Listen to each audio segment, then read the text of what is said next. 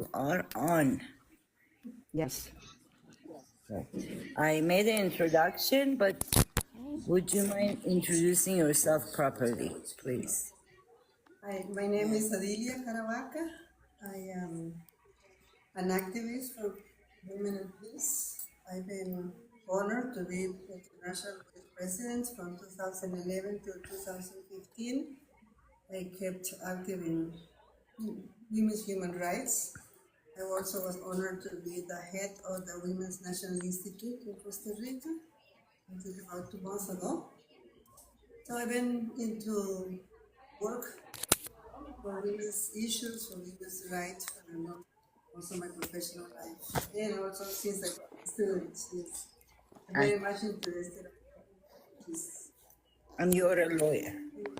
You teach at university. University of Peace. Okay. Eleanor, I'm going to turn off your microphone. You have background noise. I'm sorry. No, then turn it on when you... Come on.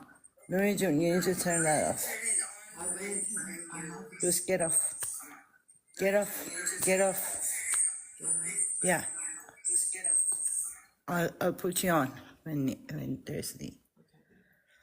Okay, so we wanted to ask you about WILPF history and if you can give us a brief history of WILPF.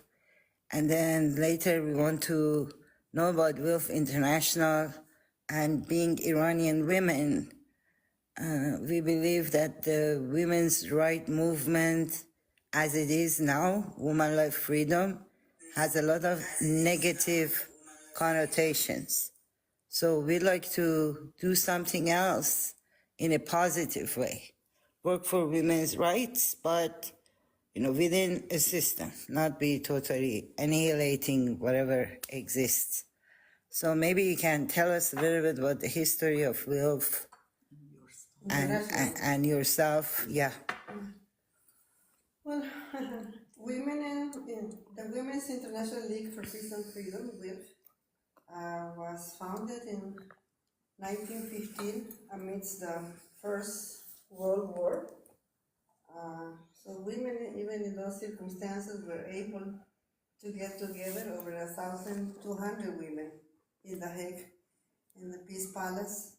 And it was a time when there was no internet, and telephones were expensive, and even though women, many of them coming from the suffragist movement, were very committed to end this, and despite the opposition, because there was a lot of nationalistic ideology. Where did it start? At that gathering were women from the U.S. and most of them from Europe, England, Hungary, Italy, Spain, Holland. One of the main leaders was from Holland. Mm-hmm.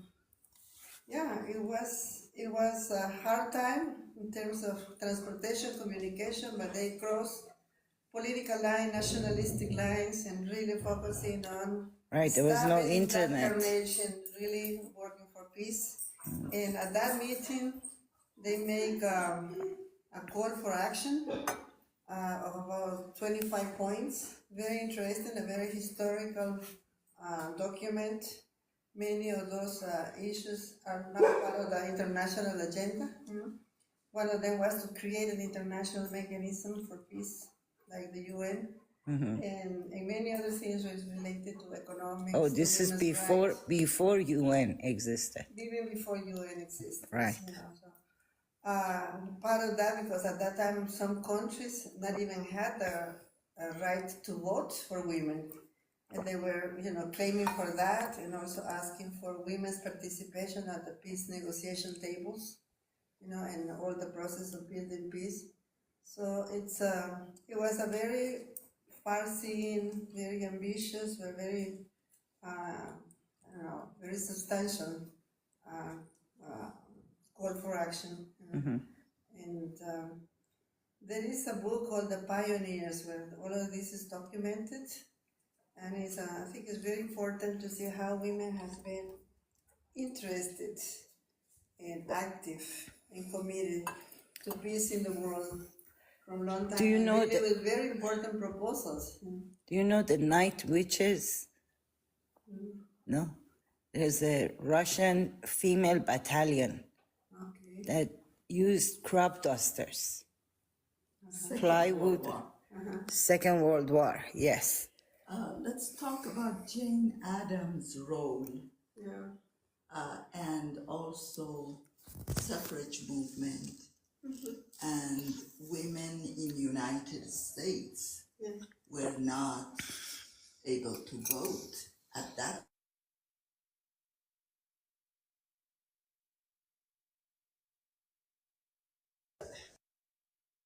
Her story as a personality and also her spiritual background. She comes from some Quaker parents, and she was very much interested in peace movement, but peace in the world, the peace everywhere, but also for social change, for social concerns. It was the time she lived in Chicago. Many migrants were coming to Chicago, and she was very important in creating programs to allow these migrants to learn the language, to have food, to have basic things that allow them and their children to have, a decent life, but mostly, labor rights. So she was a pioneer in pushing for labor rights and also creating, not just putting goals very abstract, but also in having mechanisms in the neighborhoods, putting together different efforts from rich people she knew to be able to provide in this the whole house was one of her projects. And she's known among social workers as the mother of social work as a discipline, to create policies in programs. So she's been a big figure in social sciences in the US, actually in the world.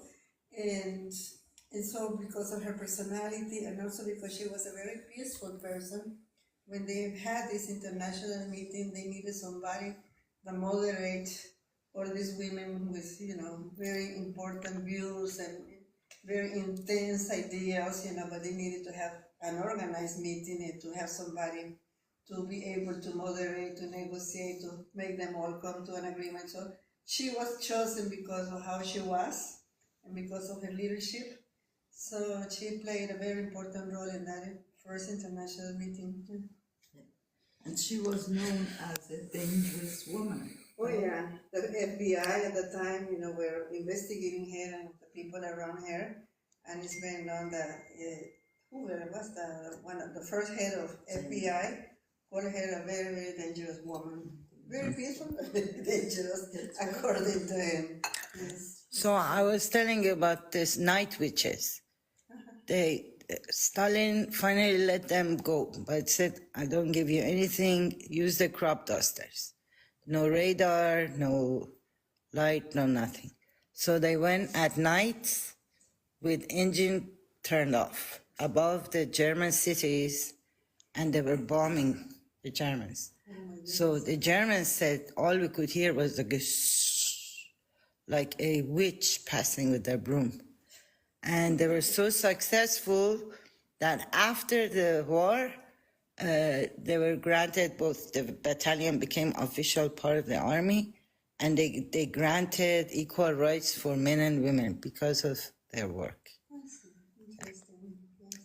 Well, So anyway, carry on, sorry. Oh, Eleanor, if you need to make a comment, open your microphone, just click on the little microphone that's crossed. Okay. Oh, okay. Thank you. Okay, Eleanor. May I say something? Sure. I'm sitting next to a wonderful woman who is headed to Alaska, and she never heard of Women's International League for Peace and Freedom, but she believes that war is evil and bad and not what was intended for humankind. So, you see, we're all connected. I've learned how connected we are. Humanity is learning to link hands together. So I told her that that you are helping by educating people about what's happening in the Middle East, to Palestine and other places. By the way, Mariam Banu also joined us, and Hi, Roya. Mariam. He Hi. doesn't have enough followers to get up and talk, and Roya is my friend in Sweden, Iranian lady, very active online. رویا خانم، ما میخوایم یه گروه زنان آلترنتیوی درست کنیم به این زن زندگی آزادی که همه رو خراب کردن. سلام، خوبی؟ یعنی چی؟ یعنی که یه گروه زنان باشه که اینقدر منفی نباشه مثل زن زندگی آزادی. حالا با این خانم که رئیس پرزیدنت مال کوستاریکاست، قبلا هم پرزیدنت ارگانیزیشن جهانی بوده که 105 سال عمر داره، 109 سال عمر داره و چند تا کشور عضو شد؟ Member of WILPF.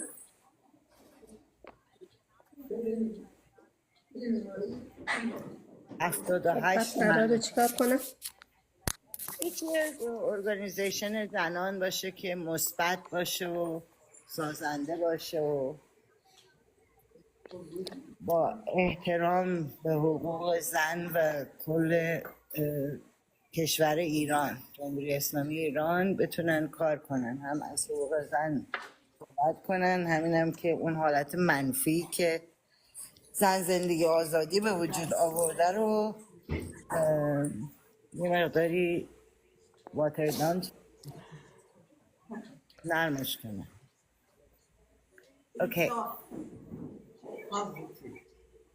Okay, back to English.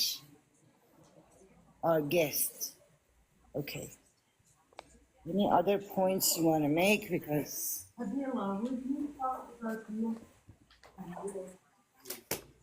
I was very much interested in that was led by Costa Rica United Nations and all over the world, and 122 countries. They joined and made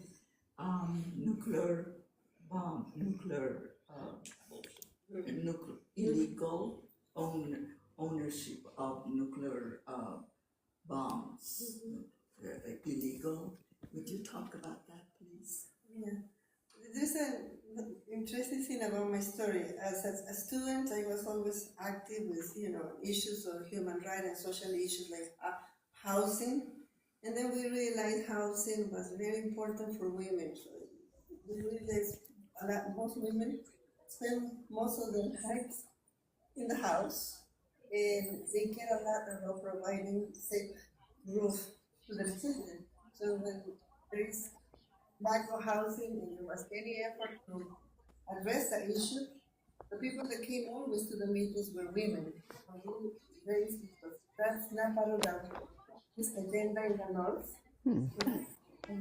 And that agenda in the North was very influential here in the South. So they say, wait a minute, what people here care more than reproductive rights, which are important, but people care their basic concern as women, because it affected intimacy, their development, everything was housing. So we started saying that housing was a feminist issue. Wow. And then there was a project for some scientists wanted to have a nuclear radar, a project in the university. And we started a movement to oppose that and start to talk about the dangers of the nuclear kind of energy and to educate ourselves and the community around about that. And that's how I met the first WILPF in Costa Rica, because they have always been up against nuclear weapons and all these dangers to health of nuclear energy use. And so there was our dear Jim Patterson, one of the founders of WILPF in Costa Rica, together with Erna Castro. That was a lady that she had lived in the U.S. She was a Quaker. she returned to Costa Rica, and with some other women started, and they found WILPF, and that's how I, as an activist in the university, met with them. And ever since I was only a student, I began my work also with WILPF, stress and peace and women's rights. So that's how I started, yeah, like that. So I've been active since those times around issues of housing, kids, human rights, different moments like that.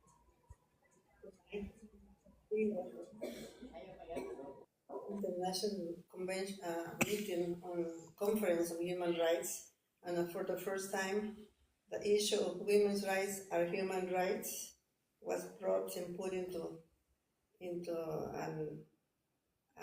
the declaration. So there was the commitment of governments, and it was funny that now it may sound funny now and amusing, but at that time there was a lot of debate about women's rights being human rights, And interestingly, many males or activists of human rights couldn't see it, So it took a lot of education to manage to put those things together, and highlight their commonality and the importance of seeing women's rights as human rights, and to have that states make commitments and laws and everything that derives from that kind of recognition. Yeah. So we've been doing all these things. And Okay. I was very fortunate and honored that in 2011 in the Congress, International WILPF Congress, I was elected international president. So that allowed me also to be more familiarized with many of the international discussions on international relations and the role that women have played and can play and should be playing in those matters. Adila, we are honored to have you here. We are guests of Ellie June in Costa Rica, and I knew you before, and I'm so excited and hoping that we could work together closer for Middle East women, Iranian women, and women around the world. With your experience, you could help us. Everything I can put my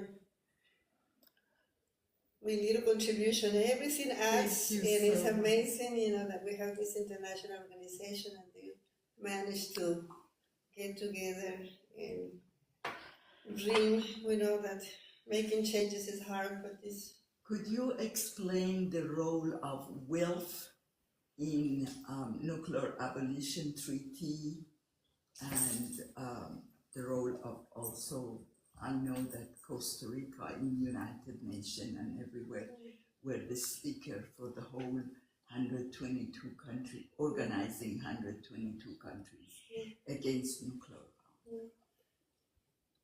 As I said before, women, WILPF has always been very concerned and very active, again, for disarmament since it started, and it was recognized as a consultant NGO in the United Nations, and part of the work has been following up and the disarmament committee at UN,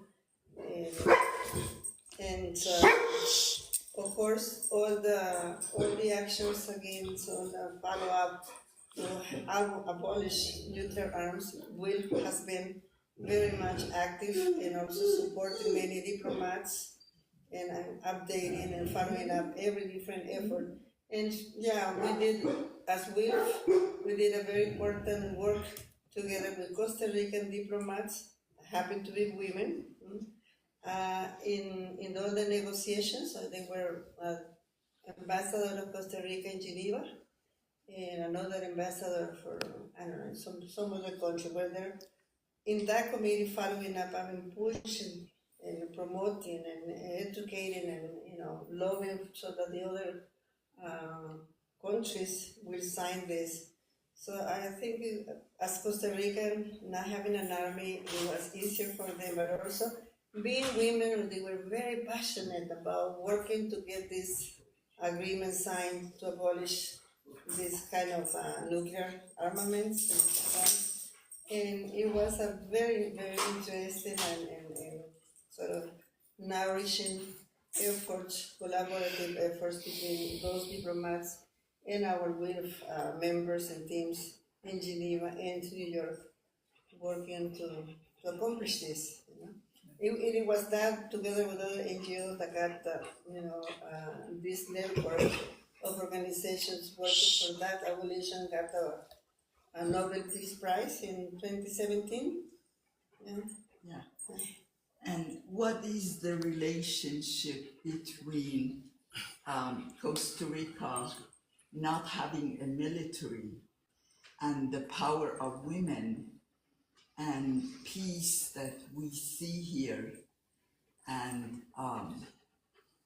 the leadership of WILPF being somebody like you, and leadership of ICANN being, again, Costa Ricans were leading the movement for ICANN, and then what is the status of nuclear abolition at this time?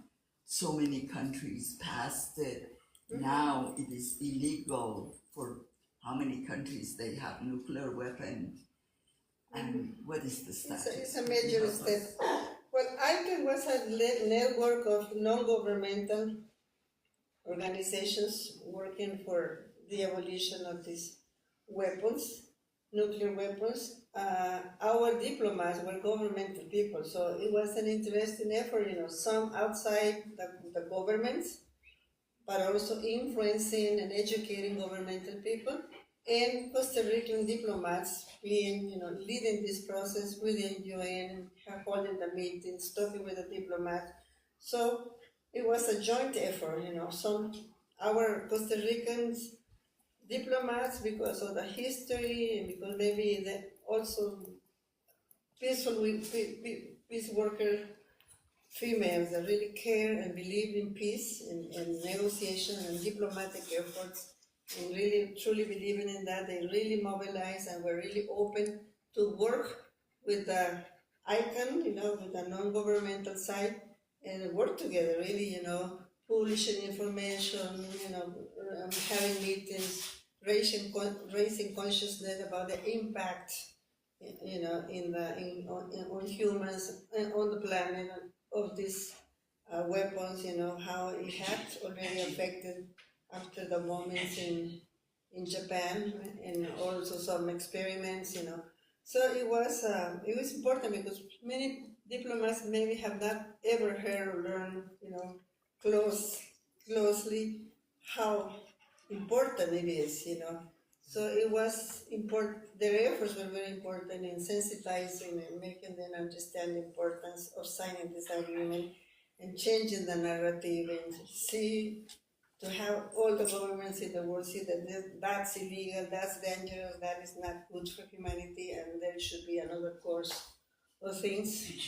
So, it was a big moment, historical moment of joint efforts. And women had a lot to do with that.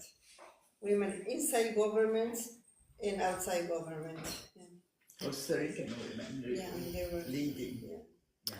Okay, before lunch, you guys were talking a few interesting topics, and I ask you to repeat here. One was, where do you see a possibility of a BRICS women's branch? That you said that you had invitation to go to in October to Russia. The other one that's very exciting to us is starting an Iranian branch. If you can, just repeat the conversation now for record here. It's interesting, some dynamics of multilateral efforts that are taking place. And since for so many years, some highly influential countries have been so much committed into wars, which they are. It's important to see other multilateral efforts like the BRICS Plus growing. More and more countries want to become member of this, and to see all the diplomatic. It's important not only for economic relations among them, because they're big markets and they can exchange between them, and you not necessarily have to use dollars, but also not depending on situations whether there are sanctions or things like that, but they can manage to have their economies go, but also the cultural change of collaboration, among countries that maybe some years ago were not even talking among themselves like Russia and China or Saudi Arabia and Iran and so many other countries, and to see the role of some of the world leaders of that area of the world joining efforts, collaborating, and making peace, making peace, negotiation, peace, collaborations work for their countries, for their citizens, and get outside the dynamics and the logics of war that destroy so much, and that's impoverishing, making poor so many countries, including the US. I mean, there's a lot of debts, and even though they're able to, allow collaboration of thousands and thousands of dollars to buy arms or to build arms and for the war industry, that impact in the health of the citizen and the social development of the citizen, even though there are some jobs, they have stopped being ethical leaders, moral leaders. They have lost the leadership because they're not constructing much. And on the other side, you see part of the world where people are coming together and see how not making wars among themselves and joining and understanding and respectfully respecting their sovereignty and respecting their own cultures, being able to help each other. And it's an interesting development to see, and to see how more and more countries want to join in that kind of logic and efforts that are real, that is not just something theoretical, it's something that is already impacting positively their countries. So it's an interesting development to see, and I personally interested to see how women may also benefit from that, or how women are influencing decision making in those processes in some capacities. We don't know. This is kind of thing the main media doesn't talk much about. So it will be very interesting, and that's one of the reasons why I would like to participate and have a close look at that and be able to talk and maybe share some of those experiences in writing in Spanish, to share with organizations, with networks in our area. So then at least we have other views of other things that are going on that are possible and that other worlds are possible, So are you considering to attend the summit in October in Russia? I am. There are 22 new applications. Yeah. 22 countries are being considered to be added. Yeah, that would be very So this would be a good time to put on the table a women's branch, a cultural branch of all of these. Countries at this point have signed the International Convention of Women Against Discrimination, the CEDAW. Right.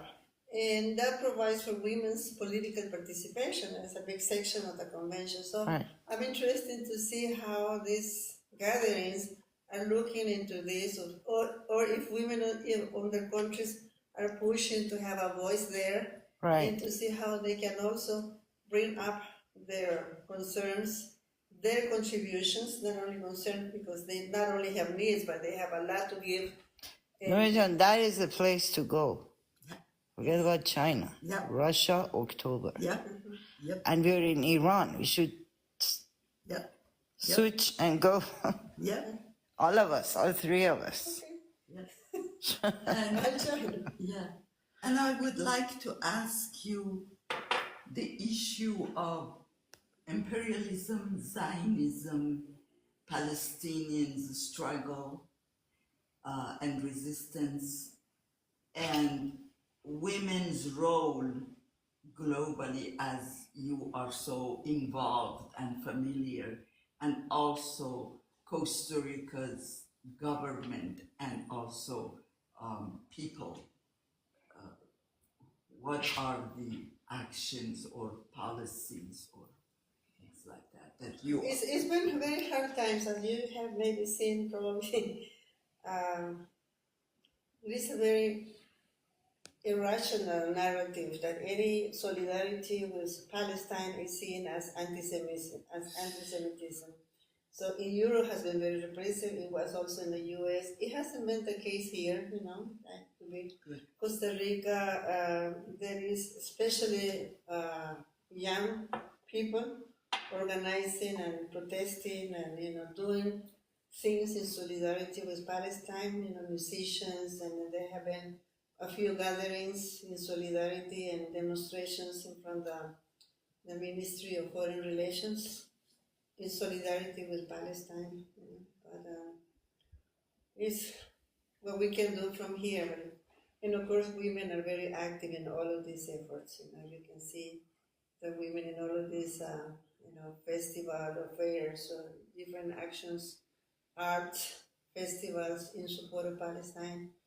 And that's women and men, young women, young men, and some older women like me and other WILPF members. Yeah. Very active. We have in our section always been absolutely in solidarity with Palestine. It was very interesting for us. We participated at an action with solidarity with Palestinian people. It was together. by Red de Solidaridad de Costa Rica. The Palestinos say. No police, no military, No. arrest, No, nothing, which is wonderful, because with our experience in U.S. and the encampment in United States, which me and Alan supported, how government and police and Zionists were attacking. We have regular peace vigil Fridays last 24 years in Ojai, and recently Zionists are trying to disrupt our peace vigil. Yeah. Well, there are a few of those here too, but they don't have this kind of power to repress. Some of them I've known and stopped talking to me, for instance, a few of them. But, it's okay. I mean, I won't stop expressing, even if they are powerful people here, because many of them are very economically influential. But, I mean, that's about what they do, but it is not like a police repression or anything like that. Adilia, how many WILPF members Costa Rica has? At this point, it's not a very large. We have what we call a core group and a lot of friends, people that come and go, Right. That must be around, 25, 30. Okay. And the core group maybe, 10. Right. Well, we can make a lot of noise sometimes. Yeah. Yeah. Okay, now can we talk about pragmatics of starting a WILPF Iran and the BRICS? How to contact, how to go about it. You're a lifetime activist. You need to give us advice. What's the bureaucracy? For peace and women. I have to check around with some contacts, but I guess, we'll start where we can start. Nowadays, through the website, they have a website for the BRICS meeting to see how some room is assured. Yeah. I think you can register I would to like to attend. go as a reporter too, and I will contact some of my journalist friends here Right. and some newspaper owners to see, or directors to see that we could also have some sort of recognition as press. Because I like to document and to be able to. Right. Well, I know in South Africa there were a lot of audience, people who had registered and attended as basically audience. And there were subcommittees, seminars, there were like few days of things happening. I would like to be able to interview a lot of people there, so if I can get a press credential, I would love to do that, so I'll do my best to get into that. Eleanor, And if that will be, I think, a start point. I will be willing to work for that. Ellie, if you want to say something, okay. Oh, me, Eleanor Eliom? Eleanor, yes, Eleanor. Okay. I thank you so much, you wonderful activist. I love that no matter how tiny the group is, a group of very committed and very educated humans, women, can make headway. It is a process, as you said, and here in the United States, it's the fact that the corporate media is now in an onslaught against social media, against our interview, against any progressive gray zone, PSL, between the news, even Latin American information. Yes, we can access it. But my friend Mustafa in Tehran said, Eleanor, let's be honest, these impacts are so tiny that we're not shaking the political power. And he said, I think our goal is to organize and expand the organizations that have the heart of humanity and the fight for justice in the forefront. And they must network and begin to really cooperate together, because that's when we will have an impact. And I said to him, you are right. I am in a small organization, Party for Socialism and Liberation, PSL.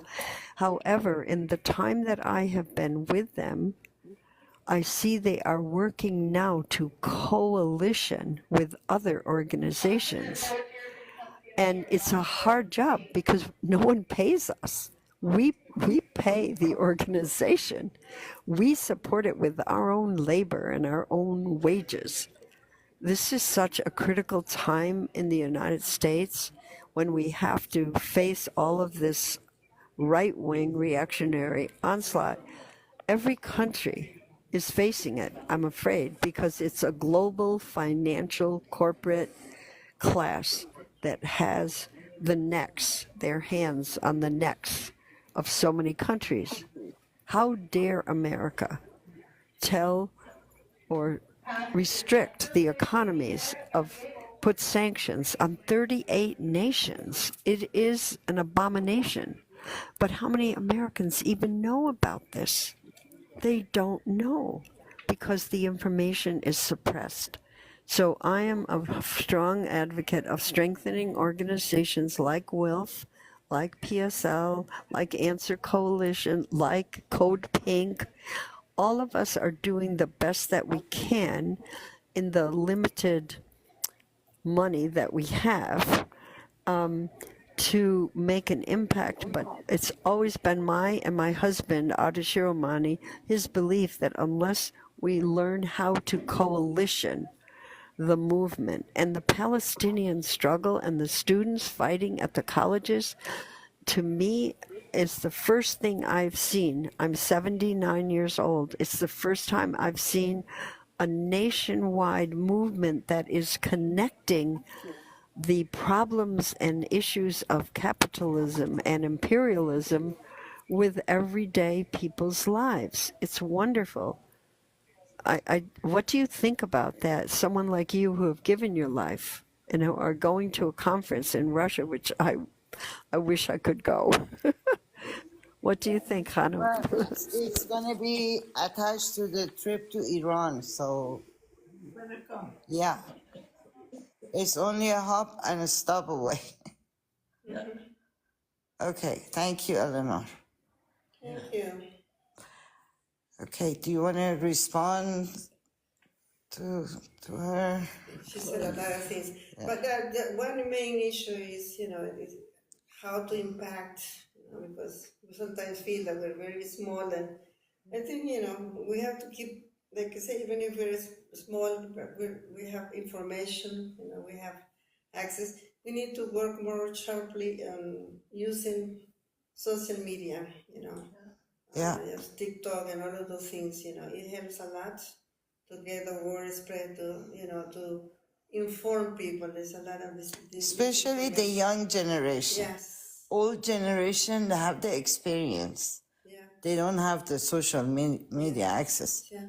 I put Nuri Jun on TikTok, Alan on TikTok. I'm going to put you on TikTok.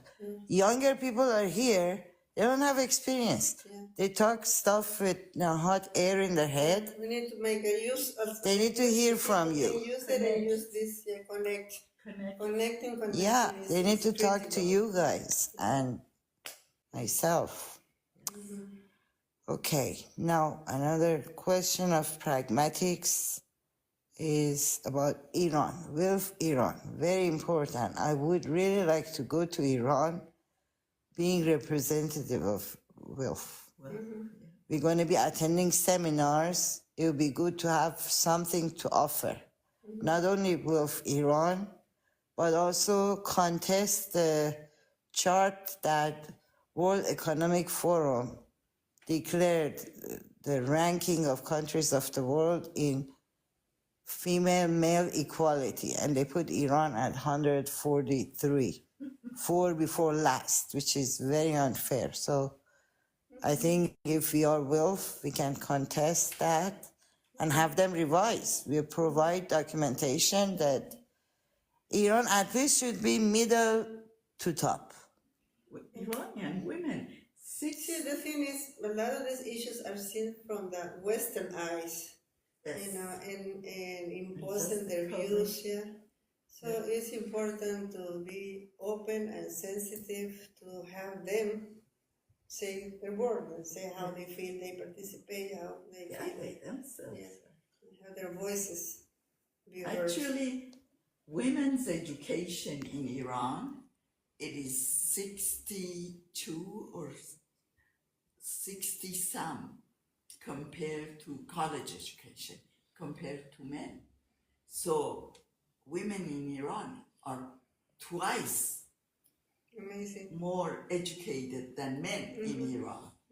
62 or 68 compared to 38 or 32. That's very interesting. So how could they? People don't know those things. Yeah. Yes. What mainstream media says is very different. So it's important to have people understand more, and to be able to see how they see themselves from their own perspective. Yeah. These are the influence of Zionism. Zionism were planning last 40 years, pushing U.S. to carry war against Iran. They, of course, U.S. did so many damages, and Zionists also against Iran, but they want direct conflict. And although U.S., we have several million Afghani refugees. We have, when U.S. was in Afghanistan, the opium addiction, or creation of opium and exporting it, sending it to Iran was another big thing. And Zionists and U.S. killing Iranian, some scientists, as well as they attacked Iranian embassy in Syria, also killing their Iranian representative, what was his name? Qasem Soleimani. Qasem Soleimani, that Trump killed in a third country in Iraq. All of these attacks against Iran was continuing. But Zionists and Israel was trying to directly create a war between United States and Iran. They have also sanctions that is destroying, trying to destroy Iranian economy. And what we said, 37 countries that U.S. has sanctioned against, all of these things. And the war that are doing against Palestinians, as well as the war, Ukraine and Russia, that United States is providing a military force. And then you see American Congress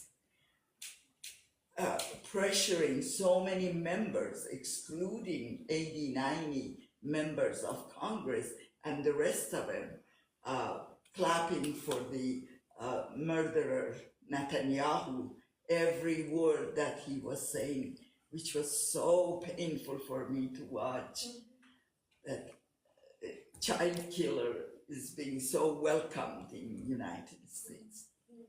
These are I think that the youth is, I mean, they may not be very informed, but, shocked, I think, for the young generation to see a genocide going on and not seeing any of the important leaders opposing this. Is a very sad historic moment that may also create some rebellion. I mean, youth people don't want that. They long for another kind of leadership. Hopefully, somehow it will be provided or some efforts. Women got to work. And women are working, and people are mobilizing to stop this. Like the Vietnam War was stopped because people in the U.S. mobilized. Of course, there were Americans dying there, but now their children, kind of civilian population, totally defenseless, being killed. Hopefully, this movement against the war and against genocide in Palestine will have the input to youth, and we as women do what we can in educating and providing opportunities for mobilization in protesting, and a lot of brave professors and brave people have say no, stop and really oppose this. But it needs to continue growing, because the Palestinian issue is still there, stopping the war, stopping the killings is critical.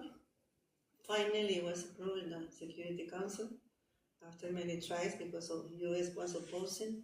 But now it seems to be clear that this just cannot mean. Sadly, it just happened after almost 100,000 people, innocent people, have been killed. But still remains, and Netanyahu is not stopping, even though there is this call for ceasefire. He hasn't. He continues bombing, and even with protests inside Israel, there is also an opposition inside Israel. He doesn't listen. So finally, there is an order of arrest because of the International Justice Court. And we will see. But this is ongoing attacks, and there is this pending solution of the Palestinian situation, and taking of the land and all of that is a very, very important problem that needs to be solved. And we as women continue to, as we have and keep doing, educate, mobilize, joint effort, create alliances, and see. I think it will be very, very important also to see what women in Asia and other countries and Do you know are doing, because they're doing. I mean, they're active, and we know they do things. Do you know the Palestinian representative to Costa Rica, Wajiha? Yeah. We'd like to interview her too. Okay, I can get you in touch with her if you want to. I'm Facebook friends, but she doesn't read messages, I don't think. I'll get you her phone. Oh, great. Great person to know. You were right. Oh, yes. One more question, personal question. You teach at University of Peace. Can you tell us? I'm not teaching there anymore. Oh no? Okay. What can you tell us about University of Peace and what you were teaching?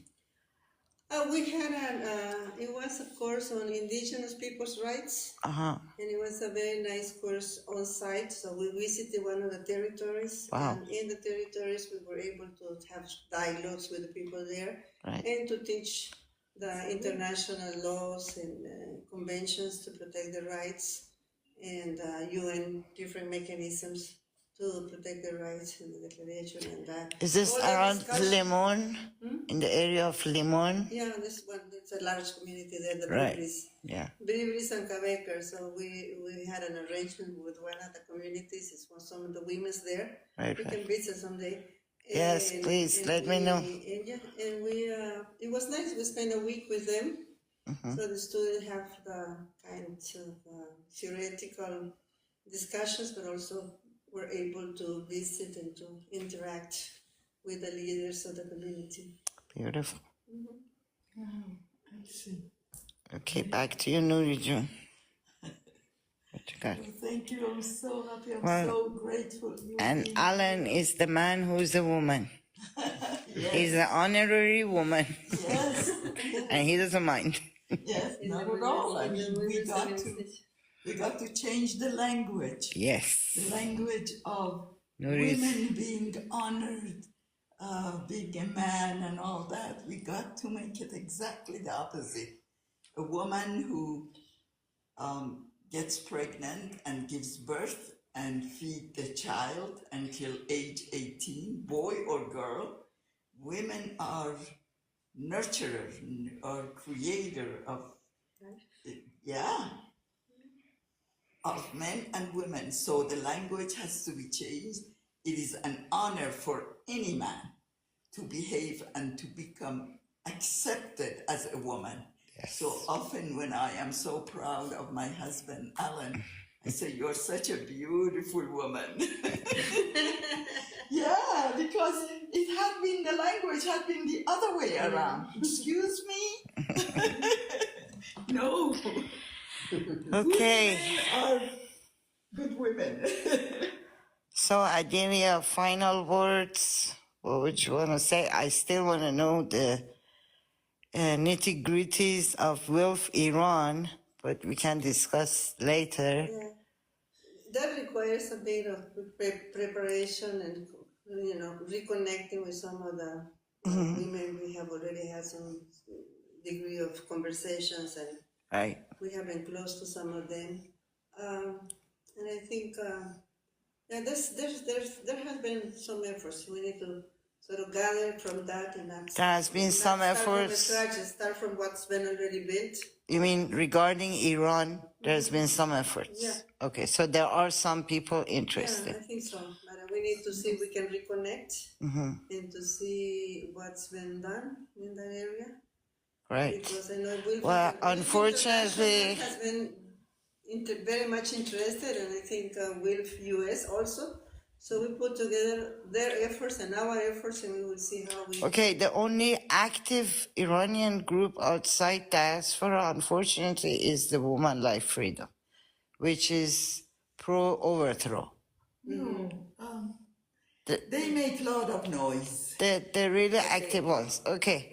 I mean, we need to clean this scenario because nowadays, the minute you say we want to talk about women's rights, they all turn back because they want to have nothing to do with this group. Yeah, of course. It has such negative. Right now, a couple of my friends who are religious, they showed up, asked what's going on, and they left. We got to change this. narratives. Yeah, this is mentality is not like women against Islamic Republic. No, they live within, they work within, they have issues, and they have dialogue. WILPF is 109 There years is old. a very important women Muslim, with a very interesting decolonial philosophy. Yeah, I mean, it's a To personal assess choice. Their spirituality, their beliefs, Yeah. and to have it as a liberating also force. So understanding this, because most Western people and theoreticians don't understand it, but it's, but I know there are interesting, Arab women doing very, very important work from inside.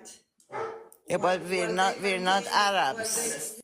We're not Arabs. Yeah, you're not Arab. Yeah, well, Middle East. Actually, Iran is it's the biggest, largest country in the Middle East. Yeah, but we're not Arab. Yeah, No, I understand. When you say Middle East, it's all Arabs. Well, We're not Arab. No, but Middle East. There's the Afghanistan. Eastern world. Afghanis are Yeah. not The Arabs. eastern part of the world, other different world. I mean, we need our own identity. There's Iran, Afghanistan, Uzbekistan, Tajikistan. They're all Farsi speaking. Okay. And they used The rest of Middle East is Arabic speaking. Well, yeah. So anyway, we got to find out so who these people are and why can't we just initiate and they join us? We write a manifesto. It's important just to learn what they have done, where they have failed, and see what they have learned from that. Right. just bringing up the history of WILPF, 109 years old organization that started the women's what do we call the women's freedom? Anyway, so those women are not the only women for women's rights. There are likes of me and Nuri who are saying Or you? we are, as Iranian women who want to work within the system, including going in October to a seminar. We will be talking about women's issues, but we are not going against, we're not going to raise arms and we need to have another entity that is for women's rights, but it's all inclusive, including women who want to have hijab. So. Oh yeah, whatever is cultural, 100 years ago. Yeah, exactly. Whoever wants Women for peace, Yeah. Right, you can't go wrong. It's our main thing. That's Yes. the history. That's the history. Yes. So I'm really hoping that you and I can be in contact since we both live in this country. I'm very interested to participate in your activities. If you're going to go visit the indigenous people, I have a truck I can take for a few people.